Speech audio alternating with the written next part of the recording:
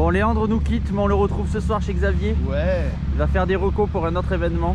Ouais. Et on a récupéré... un 1000 Africa Twin et un 690 Enduro et un 701 Husqvarna. Bon, mais Bob il m'a prêté sa caméra 360. On va voir ce que ça donne.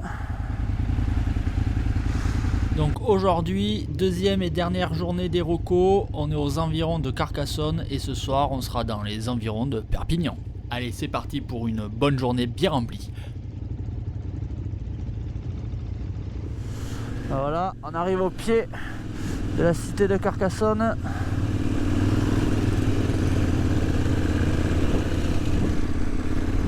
Et très rapidement, on va attaquer le premier chemin.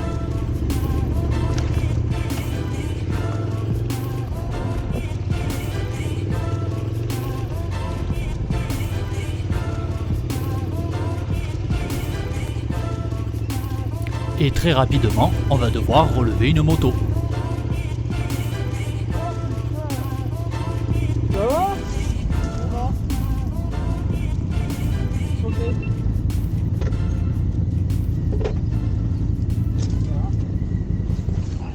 Oh putain! Ouais, faut la tourner, la relever là et après on la... Attends, parce que là on va la relever. Non, on va la relever comme ça après on lui fait tourner la roue avant là.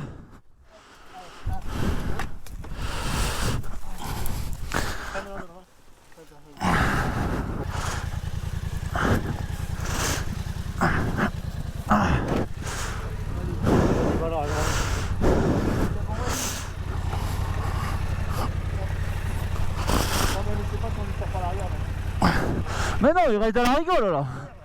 Oh. On remet dans l'ornière et puis c'est tout.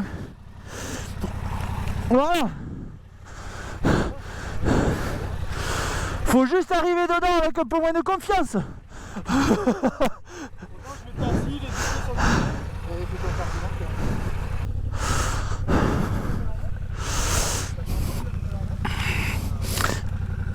Allez, c'est bon, pas de casse, pas de bobo, juste de quoi se faire de bons souvenirs. On est reparti.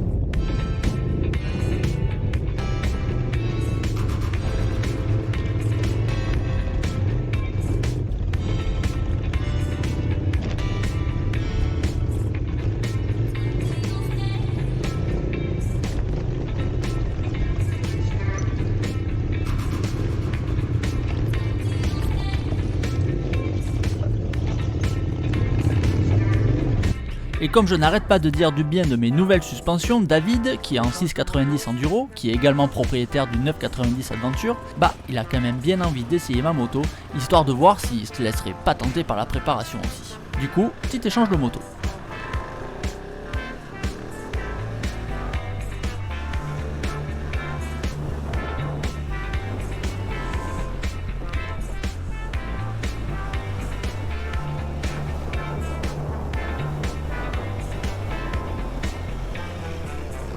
Bon, bah pour ma part, il me tarde vraiment de récupérer la mienne. C'est pas la première 690 que j'essaye, et franchement, bah, cette moto, je sais pas, j'y arrive pas.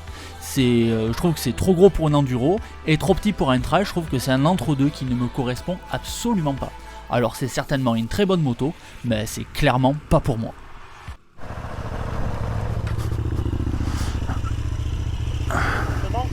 Hein ? Ouais.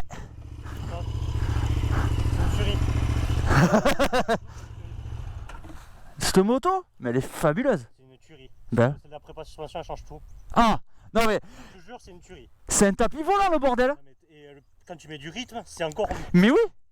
Mais c'est une tuerie. C'est bon, je la fais sur la mienne. Elle est merveilleuse cette moto. Ah, Elle est merveilleuse. Ah oui, franchement. Ben, c'est pas ma première, hein, c'est ma troisième sur la route. Déjà, je sentais que. Et elle fait pas ça. Déjà, le toucher de suspension sur la route, elle colle quoi. Ouais. Déjà d'entrée, elle colle. Et dans les chemins, elle colle. C'est ça le truc. Ouais. Ben, tu vois l'arrière, moi je voyais l'arrière, il décolle quasiment jamais, il reste au sol. Bon allez, derrière il y en a deux qui attendent et soi-disant que c'est pas le moment de faire un débrief suspension. Donc on est reparti.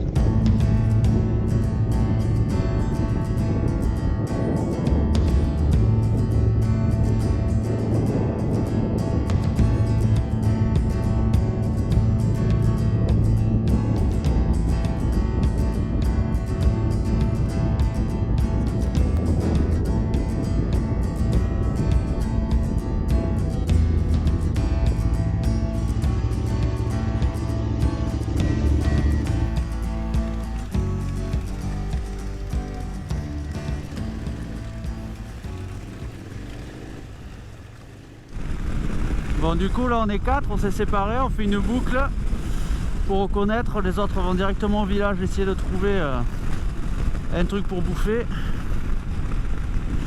Et voilà. Bon bah la partie chemin on peut la garder, la partie route aussi, très bien. La fixation de la caméra 360 de Bob n'a pas résisté à la réception d'un petit saut. Elle s'est cassée, elle est tombée. Je l'ai ramassée et elle n'est pas cassée la caméra, c'est une bonne nouvelle. Faire tomber la caméra d'un copain, ça fait un peu... ça fait pas plaisir. Voilà, bon, allez, on termine par de la route et on va retrouver les autres au village pour la manger normalement. Bon bah petit resto, hein, ça fait une petite équipe quand même, hein. Et puis ben on est reparti. Enfin on est reparti après un nettoyage de joint speed d'abord. Tuto. T'es sérieux? C'est combien de paniers j'ai fait ça? C'était 9. J'ai pas l'impression que ce nettoyage a duré très longtemps, mais pourtant Jérémy a trouvé le temps de faire une petite sieste. Hein, on récupère quand on peut, hein, les reconnaissances avec Ashery Trail, c'est pas de tout repos. Et nous voilà donc partis pour la dernière demi-journée, en espérant que tout se passe bien. Rien de moins sûr. Et alors là, regarde, Matt, si tu regardes cette vidéo, ça c'est le chemin où l'année dernière, au rock, t'es tombé dans le virage quand j'étais derrière toi. Bon là on est dans l'autre sens, mais le chemin il a été complètement resurfacé. Donc là, s'il avait été comme ça, je suis quasiment sûr que tout se serait bien passé. Parce que là, il est nickel, c'est du billard.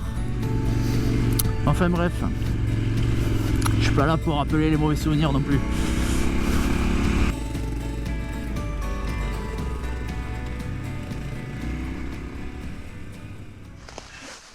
Je vois rien de flagrant.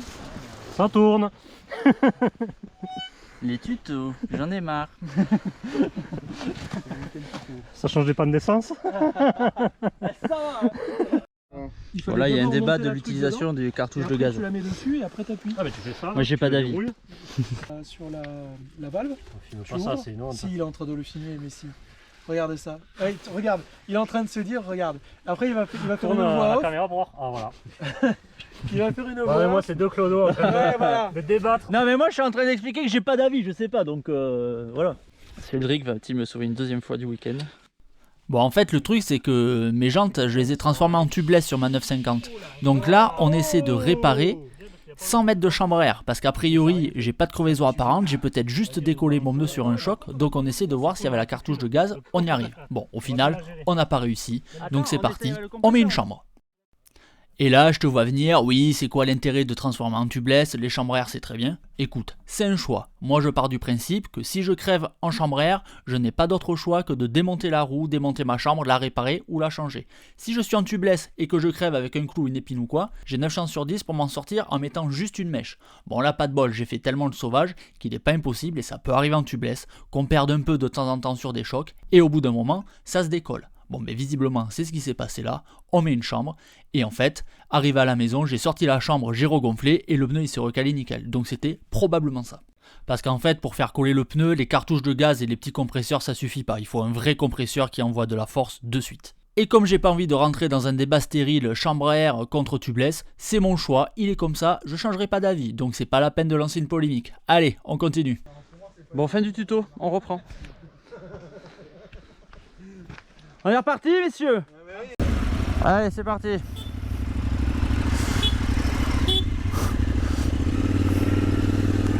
Allez, on est reparti. Bon, du coup, pendant qu'on réparait, il y a une partie du groupe qui a continué la trace. Et nous, on prend un peu de route pour récupérer la trace plus loin. Alors là, belle route, beau paysage, beau temps. Bonne pression dans le pneu avant, que demander de plus? C'est trop beau.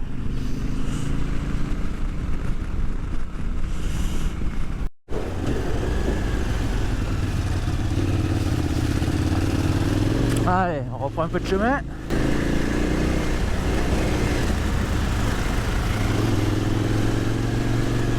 Allez, là on va à la Méditerranée. On se rapproche de la côte. Intéressant par ici.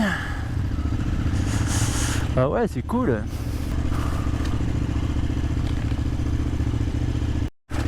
Alors là ça tabasse, parce que les cailloux ils bougent pas d'un iota. Ils sont scellés dans le sol. Et ça sert à rien de vouloir aller vite si c'est pour défoncer la jante. Bon, ça a l'air à peine caillouteux l'affaire là. Oh aïe aïe, ouais non mais là... Bon, ben là, grosse descente beaucoup trop raide pour nos motos, mais Jérémy et Xavier se sont lancés là-dedans, donc maintenant il faut les aider à descendre, et puis il y a ceux qui réfléchissent à faire demi-tour et ceux qui réfléchissent à le faire quand même. C'est une bonne idée de passer par là. Ah là, oui. Vas-y, crée-moi du contenu. Ah oui, du contenu. Tu veux une chute? N'oublie pas que les GoPro aplatissent sacrément le terrain, ça descend vraiment très raide. Alors, Xavier, un conseil. Tu mets ton pied droit sur ton repose-pied, comme ça tu t'interdis de t'en servir pour te rattraper. Si tu tombes à gauche. Voilà. Voilà. Ouais, non, tu laisses ton pied sur ton repose-pied. Tu le sors pas. Tu le sors pas. Voilà. Tu te débrouilles pour pas le sortir. Ah! Qu'est-ce que j'ai dit?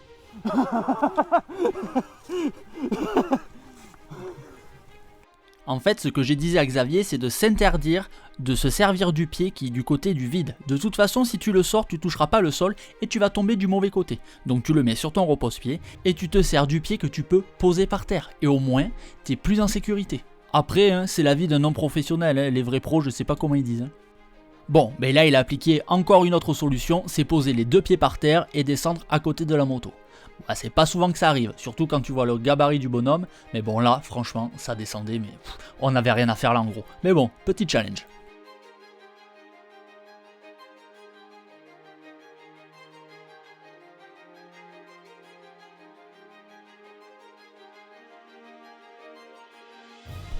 Du coup, Jérémy est descendu, Xavier est descendu, il y a Yves avec son Husqvarna 701 Enduro qui est descendu la fleur au fusil. Bon, il avouera plus tard que quand même il a fait un peu d'huile.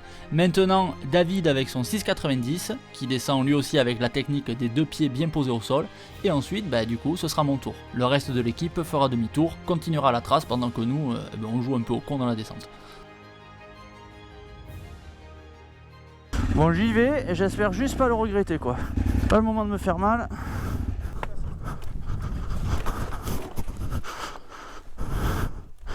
Là je vais passer là. Là il y a des cailloux, ça fait une rampe.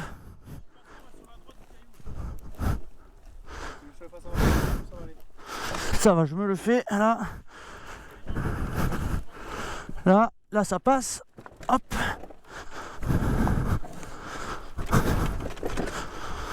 Hop. Là c'est bon. Hop là. Alors.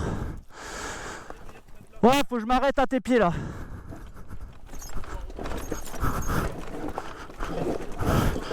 Hop. Tu vois, avec la distance, on peut arrêter comme ça, tout ça. Oui, je fais demi-tour, moi. Attends. Là, attends, pousse-toi. Pousse-toi, je passe là.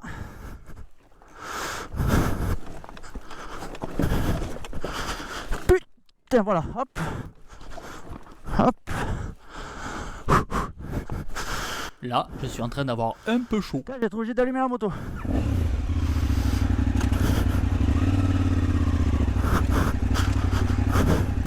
Je recoupe. Celle-là, moi, c'est pas le moment de me faire mal. J'ai déjà une petite à la maison qui a la jambe cassée qu'en fauteuil roulant.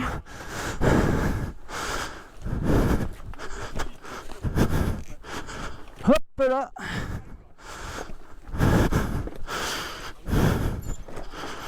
Hop là. J'ai une petite en fauteuil roulant à la maison. Il y a déjà une jambe cassée à la maison, faudrait pas en rajouter. J'ai un connu, là, elle va faire la gueule. Mais là, on est à l'an 36. Et là, normalement, faut que je me laisse couler là. Là, faut que je me jette. Ouais, mais sauf qu'il faut. Commence à amortir le freinage, hein.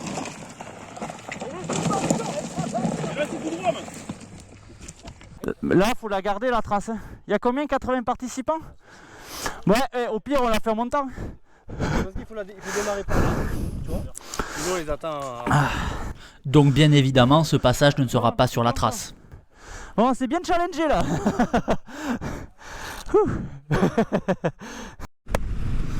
Bon, mais là, c'était le passage le plus technique que j'ai jamais fait en trail. Parce que là, c'est un passage pour les motos d'enduro. Hein. On va pas se mentir. Du coup, pendant qu'on faisait de la varap avec nos grosses motos, les autres ont continué la trace. On a décidé de se retrouver sur le parking de la plage à Port-la-Nouvelle pour se dire au revoir. Certains doivent rentrer chez eux, la team Marshall direction chez Xavier pour faire le débrief du week-end. Donc du coup, c'est la fin de la vidéo. Je vous dis à je sais pas quand, je sais pas où, mais à la prochaine. Allez, ciao!